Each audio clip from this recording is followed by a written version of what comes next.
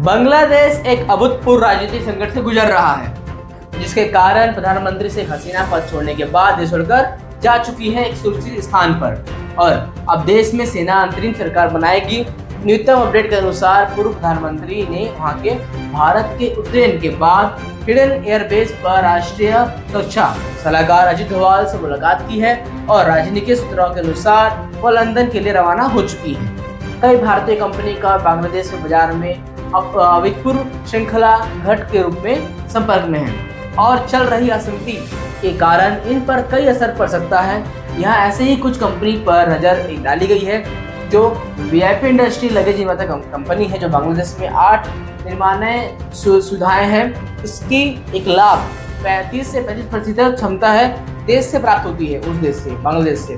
अपनी न्यूनतम वार्षिक रिपोर्ट के अनुसार वीआईपी इंडस्ट्रीज ने सॉफ्ट लगेज की मांग में गिरावट के जवाब में मैन पावर को कम करने के सहित अपनी बांग्लादेश विनिर्माण सुविधा का पुनर्गठन किया था।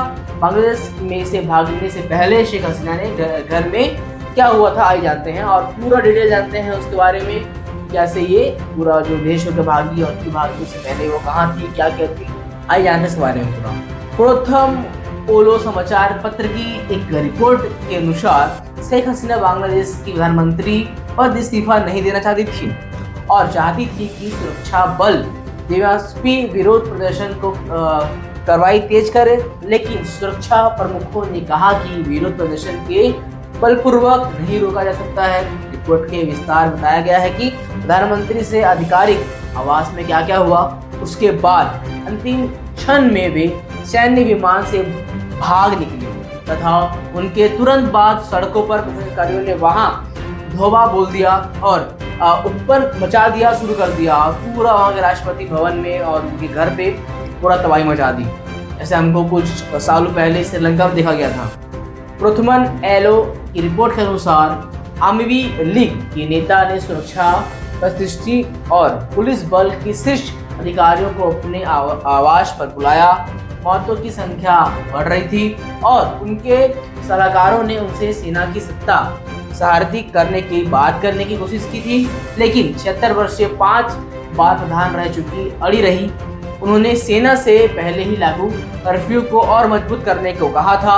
हालांकि सड़कों पर स्थिति तेजी से बदल रही थी और बहुत लोग मरे जा रहे थे। कर्फ्यू के बावजूद प्रदर्शनकारी ढाका में विषम स्थान पर इकट्ठा होने लगे थे। सुरक्षा अधिकारियों ने भी के साथ अपनी बैठक में उन्होंने सवाल उठाया कि वे विरोध प्रदर्शनकारियों को रोकने में क्यों असमक्ष हैं और उन्होंने पुलिस वाहनों पर चढ़े प्रदर्शनकारियों के दृश्य से और इशारा किया और पूछा कि सुरक्षा बल उन पर शक्ति क्यों नहीं दिखा रही है। और एक बिंदु पर उन्होंने यह भी कहा कि दिलाया कि उन्होंने पदों पर इसलिए पदों पर किया है कि क्योंकि उनकी जो भरोसा है वो मजबूत करे पुलिस और उनको जो पद दिया गया है पुलिस को, सेना को, उसको सही ढंग से उभारे और हमको सुरक्षा दे। ऐसा क्या हुआ कि जो बंगाल में इतना जो भीषण आंदोलन हुआ और जो स्टूडेंट्स है वो आंदोलन की। पिछले महीने बांग्लादेश में शुरू हुए विरोध प्रदर्शन कोटा प्रणाली के खिलाफ एक आंदोलन के रूप में शुरू हुआ है और वो था जिसके तहत 30% सरकारी नौकरी मुत्तजों के परिवार के सदस्यों के लिए आरक्षित था।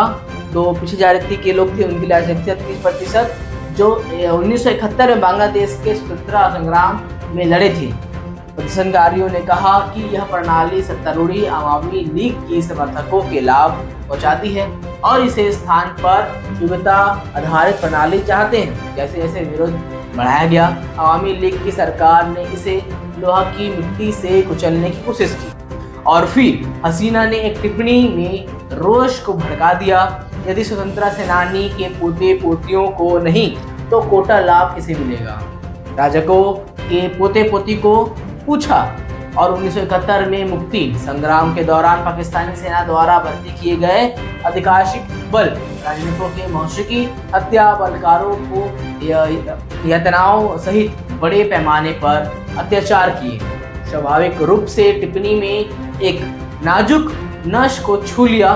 बांग्लादेश में आरक्षण की कई सालों की एक ज्वलंत मुद्दा रहा है और 2018 में इस मुद्दे पर आंदोलन के बाद सरकार को आरक्षण व्यवस्था को कम करना पड़ा था और कुछ पदों के लिए कोटा रद्द करना पड़ा था। ताजा अशांति के शुरुआत हाई कोर्ट के उस आदेश से हुई जिसमें 2018 के सरकारी सेकुलर और अवैध घोषित कर दिया था, जिसमें सरकारी नौकरियों पर स्वतंत्रता सेनानी की वंशजों के लिए 30% कोटा रद्द कर दिया गया था।